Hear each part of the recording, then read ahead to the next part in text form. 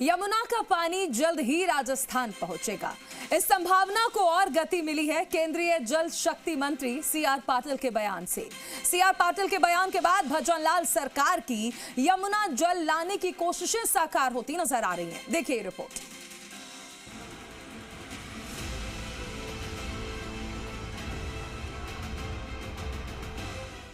राज्यपाल के अभिभाषण पर सीएम की रिप्लाई का नजारा।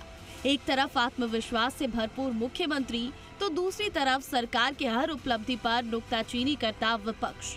विपक्ष ने सरकार के हर उपलब्धि पर सवालों की बौछार की तो सरकार ने भी विपक्ष के वार पर पलटवार किया।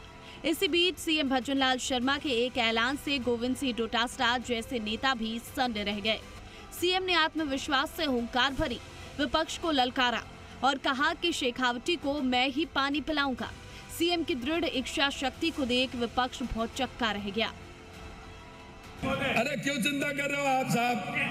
ये शेखावाटी वाले कह रहे हैं और मैं पहले भी कहा आज भी कह रहा हूँ, इन शेखावाटी वालों को पानी में ही पिलाऊंगा। आपको चिंता मत करिए, पानी आएगा, पानी आएगा।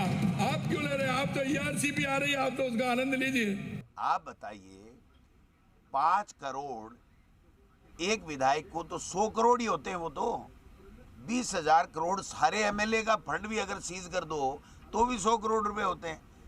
तो समझ से बाहर है। 1,000 करोड़ होते हैं तो 1,000 करोड़ रुपए और कहाँ 21,000 करोड़ रुपए। शेखावाटी की सूखे कंठों तक यमुना का पानी पहुंचाने के लिए भजनलाल सरकार ने हर संभव प्रयास किया है, जो अब धरातल पर दिखाई भी दे रहा है।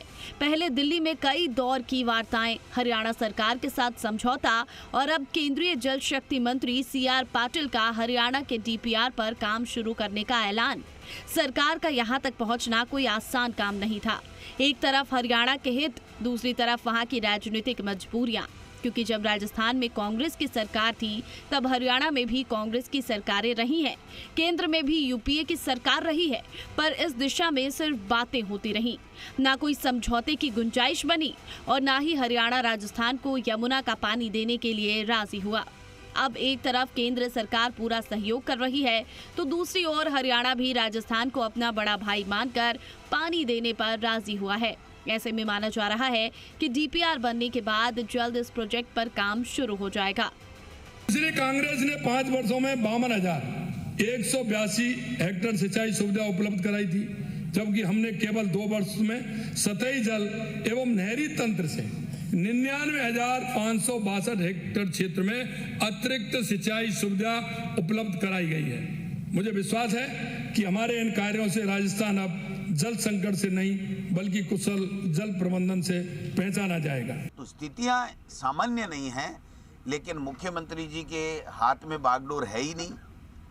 केवल और केवल ब्यूरोक्रेसी हावी और ब्यूरोक्रेसी पूरा जो गुजरात मॉडल देश में मोदी जी और अमित शाह जी ने जो दे रखा है कि गुजरात के व्यापारियों का ध्यान रखो, उनके टेंडरों में दिक्कत नहीं आनी चाहिए, उनको काम मिलने में दिक्कत नहीं आनी चाहिए, और केवल और केवल वो काम हो रहा है। बाकी राजस्थान की जनता की कोई सुध लेने वाला नहीं है, न लैंड ऑर्डर है, न पानी मिल रहा है, न बिजली मिल रहा है। केवल और केवल भ्रष्टाचार और घोटाले और घपले हो रहे हैं।